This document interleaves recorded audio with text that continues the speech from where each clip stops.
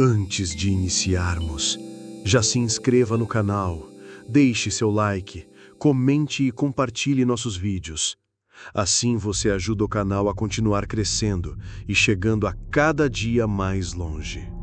Meu nome é Pedro e eu sou vigilante noturno há quase 20 anos. Já trabalhei em muitos prédios no centro de São Paulo, mas o que aconteceu comigo no Edifício Joelma, ou o que sobrou dele e foi rebatizado como Edifício Praça da Bandeira, me fez repensar tudo o que eu achava que sabia sobre o nosso mundo. Eu não sou de acreditar em histórias de fantasmas.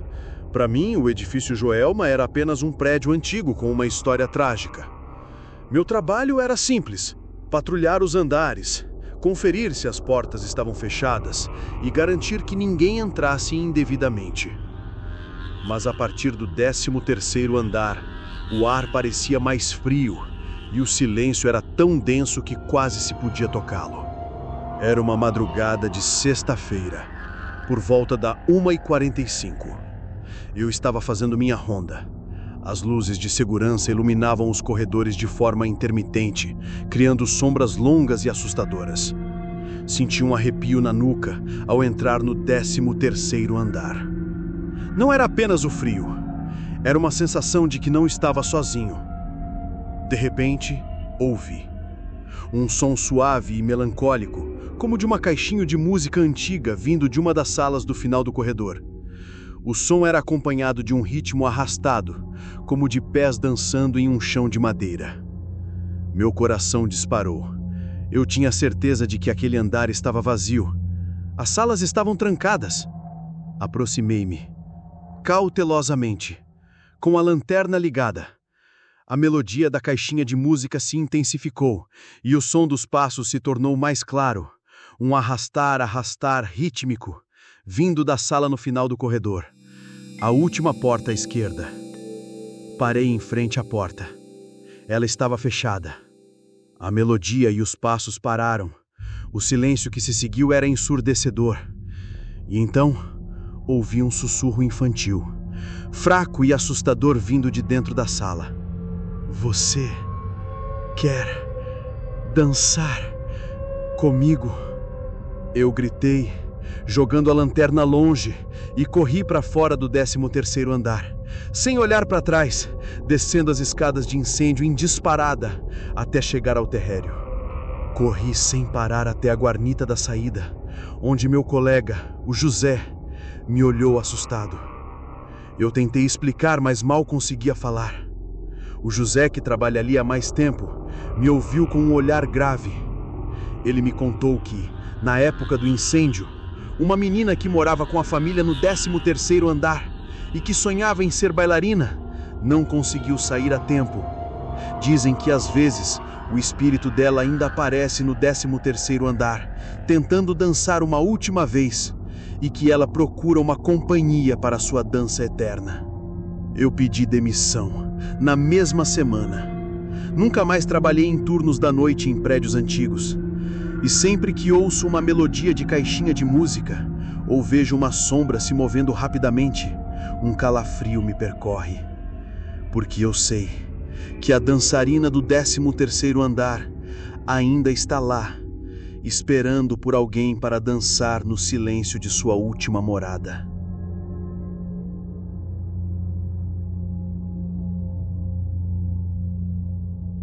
Meu nome é Marco e eu era da equipe de manutenção do edifício Praça da Bandeira, o antigo Joelma. A gente passava a maior parte do tempo no subsolo, cuidando dos geradores, da parte elétrica, do encanamento. Era um trabalho sujo e monótono, mas pagava as contas. E no subsolo a gente ouvia de tudo: o barulho dos canos, o zumbido dos geradores. E às vezes, diziam os mais antigos, os gemidos que vinham de algum lugar na parede. O subsolo é um lugar frio, úmido e escuro, mesmo durante o dia. Mas o que aconteceu comigo numa madrugada me fez questionar a sanidade dos antigos. Eu estava fazendo uma checagem de rotina em um painel elétrico que ficava em um corredor de serviço, uma área que raramente era usada. As luzes eram fracas e o eco de cada passo meu era ampliado pelas paredes de concreto. De repente, o som do meu próprio silêncio foi quebrado por um barulho que não deveria existir ali. Um toque de telefone. Um toque antigo, de telefone de disco, que parecia vir de dentro da parede. Meu coração disparou. Parei o que estava fazendo e prendi a respiração. O toque se repetiu, vindo de uma pequena sala de manutenção desativada, que ficava no final do corredor. A sala tinha a porta trancada e estava desativada há anos. Eu tinha certeza de que não havia telefone lá dentro. Aproximei-me da porta cautelosamente. O toque continuou, um som intermitente e estridente que parecia ecoar no silêncio do subsolo. O cheiro de metal e mofo, que era constante ali, se misturou a um aroma estranho, quase adocicado e fúnebre, como cera derretida e papel queimado. Com as mãos tremendo, apontei a lanterna para a fechadura da porta. Ela estava enferrujada e havia uma grossa camada de poeira e teia de aranha. Eu juro que vi, por uma fração de segundo, um brilho sutil vindo de dentro do buraco da fechadura, como uma luz muito fraca e avermelhada. O toque parou abruptamente. O silêncio que se seguiu era ensurdecedor. E então ouvi uma voz masculina, abafada e desesperada, vindo de dentro da sala. "Pelo amor de Deus, tem alguém aí? O fogo está vindo. Por favor, me ajude." O pânico me dominou. Aquilo não era um som normal. Aquilo não era a minha imaginação. A voz estava cheia de dor e urgência e era acompanhada de um som de estalos, como de madeira queimando. Eu gritei, jogando a lanterna longe, e corri para o corredor principal, sem olhar para trás. Corri sem parar até a sala do meu colega, o José, que estava no escritório da equipe. Ele me olhou assustado. Eu tentei explicar, mas mal conseguia falar.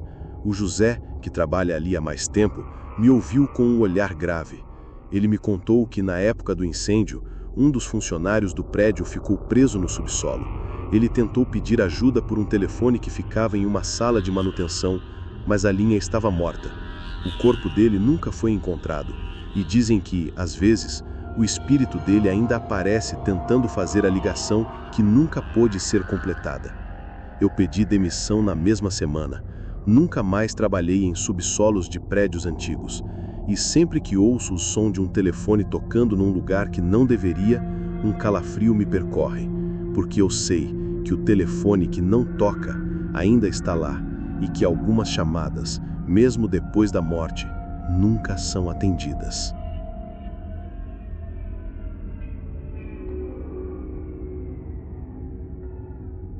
Meu nome é Marcelo e eu fui um dos engenheiros de segurança do edifício Praça da Bandeira, o prédio reconstruído no lugar do antigo Joelma. Minha principal responsabilidade era monitorar os sistemas de incêndio, as câmeras de segurança e os detectores de fumaça. Meu turno era sempre o da noite.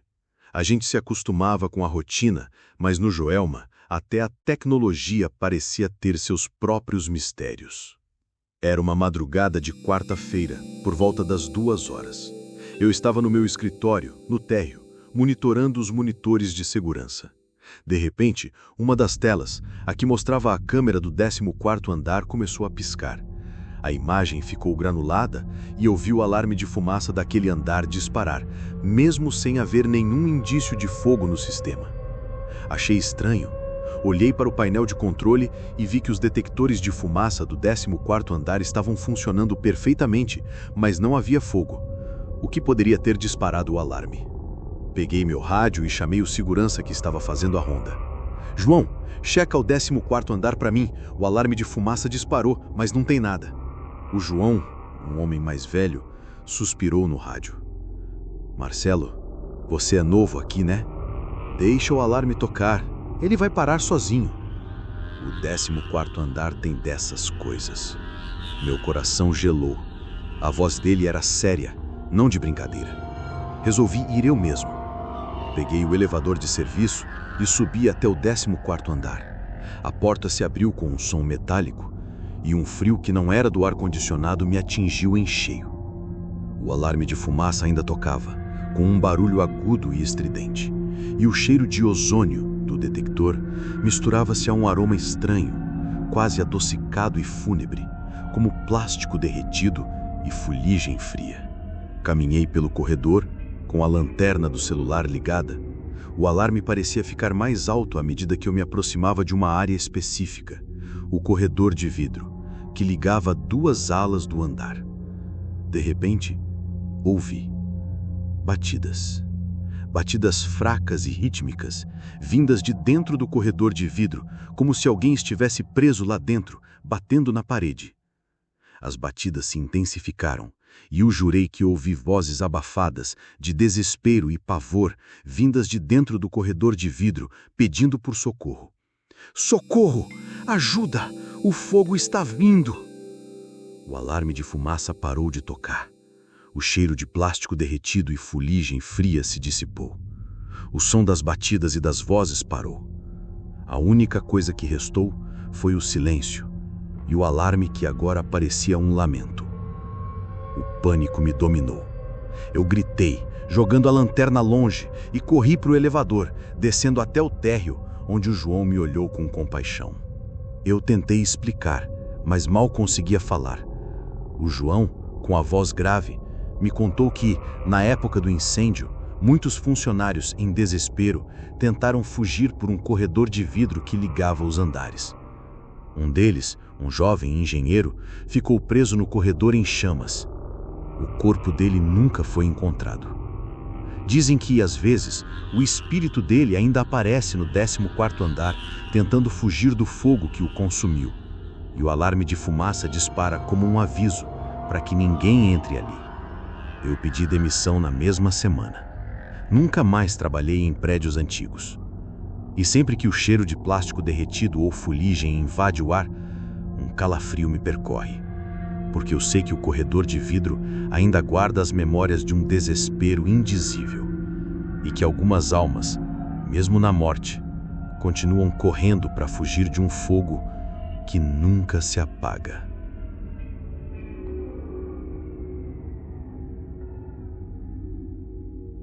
Meu nome é Paulo, e eu era o técnico responsável pela manutenção dos elevadores do edifício Praça da Bandeira, o antigo Joelma.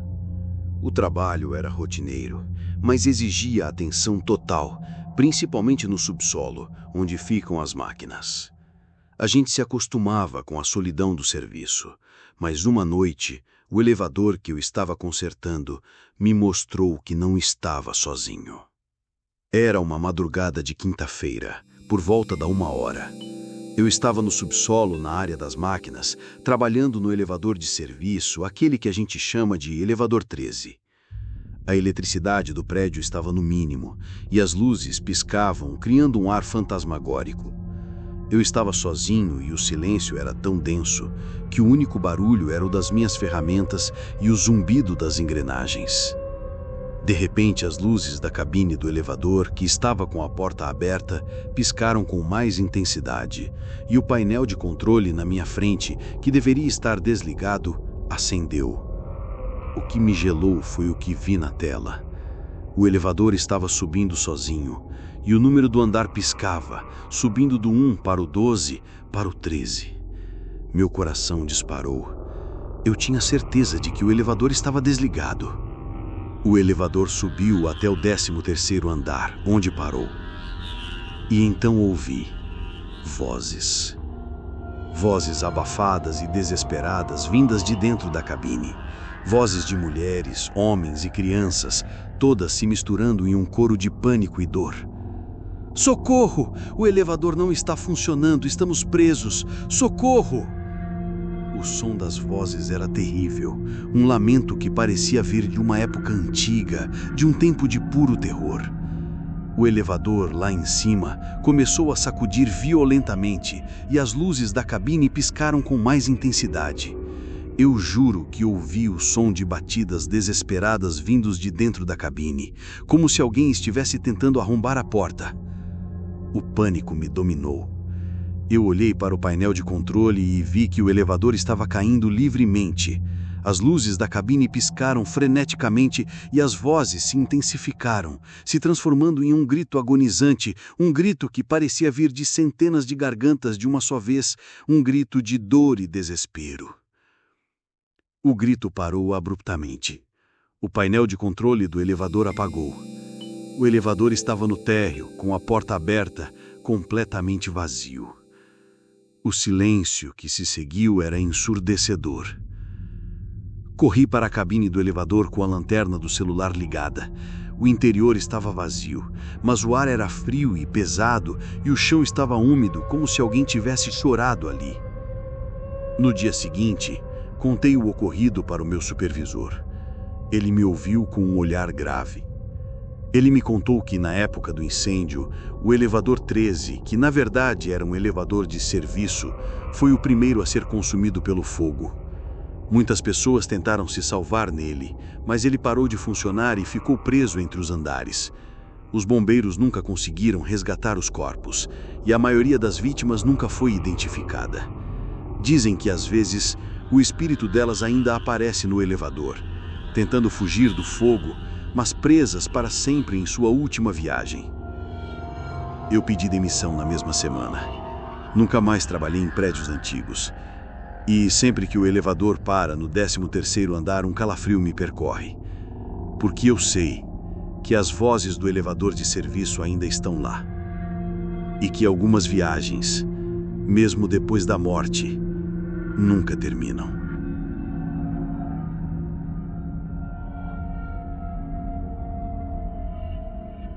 Meu nome é Renato. E eu fui por um breve período o vigilante noturno do edifício Praça da Bandeira, o prédio reerguido sobre as cinzas do antigo edifício Joelma. O trabalho era o de sempre: rondas, checagens e garantir que o prédio estivesse seguro na madrugada. Mas no Joelma, até a segurança tem um limite. A gente ouvia muitas histórias, mas a maioria de nós acreditava que eram lendas para assustar os novatos. Até que uma noite no terraço, eu encontrei a verdade. Era uma madrugada de quinta-feira, por volta das 3 horas. Eu estava fazendo minha última ronda da noite e a minha última parada era o terraço.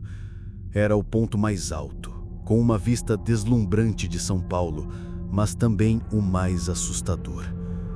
O vento lá em cima fazia um som sibilante, quase como um lamento, e o silêncio da cidade lá embaixo parecia um abismo de escuridão. Cheguei ao terraço, abri a porta de ferro que rangeu alto, e o vento gelado me atingiu em cheio. Olhei em volta, com a lanterna ligada, conferindo as instalações e as grades de proteção. De repente, no canto mais escuro do terraço, perto de uma das chaminés de ventilação, vi uma figura. Era um vulto alto e esguio, completamente preto, que parecia se misturar com as sombras. Não era uma pessoa. Era uma sombra disforme que tremia, como se estivesse com frio, e parecia me observar. Meu coração disparou. Olhei para as grades de proteção, para a porta de acesso ao terraço e para a figura. A sombra não se moveu, mas a sensação de que ela estava ali, me encarando, era opressora. Tentei racionalizar, pensando que era a minha imaginação ou a exaustão, mas a figura era real demais para ser uma miragem. Aproximei-me, cautelosamente, com a lanterna ligada. A cada passo o frio aumentava, e o som do vento se transformava em um sussurro suave e assustador que parecia vir de todas as direções ao mesmo tempo. De repente, o vulto se moveu. Ele se contorceu, como se estivesse com dor, e começou a se levantar lentamente. Eu juro que vi, por um instante, um brilho avermelhado vindo de dentro da sombra, como brasas morrendo, e o sussurro se transformou em um gemido baixo e agonizante. O pânico me dominou. A figura do vulto estava se esticando, como se estivesse tentando alcançar o céu. E então, ouvi uma voz masculina, rouca e desesperada, vindo de dentro da sombra. Eu pulei para fugir, mas Não consegui ir. No mesmo instante, o vulto se expandiu, formando uma massa de fumaça escura que se dissolveu no ar, e o gemido se transformou em um grito estridente que ecoou por todo o terraço. A única coisa que restou foi o silêncio e o vento, que agora parecia um lamento. Eu gritei, soltando a lanterna, e corri para a porta do terraço, a fechando com um baque surdo. Desci as escadas de incêndio em disparada sem olhar para trás, até chegar ao térreo. Corri sem parar até a guarita da saída, onde meu colega, o José, me olhou assustado. Eu tentei explicar, mas mal conseguia falar. O José, que trabalha ali há mais tempo, me ouviu com um olhar grave. Ele me contou que, na época do incêndio, uma das vítimas, desesperada, pulou do terraço do prédio, mas o corpo dela nunca foi encontrado. Dizem que, às vezes, o espírito dela ainda aparece no terraço, tentando fugir do fogo, mas presa para sempre na queda que nunca se completou. Eu pedi demissão na mesma semana. Nunca mais trabalhei em prédios altos. E sempre que o vento sopra forte e vejo uma sombra se movendo, um calafrio me percorre.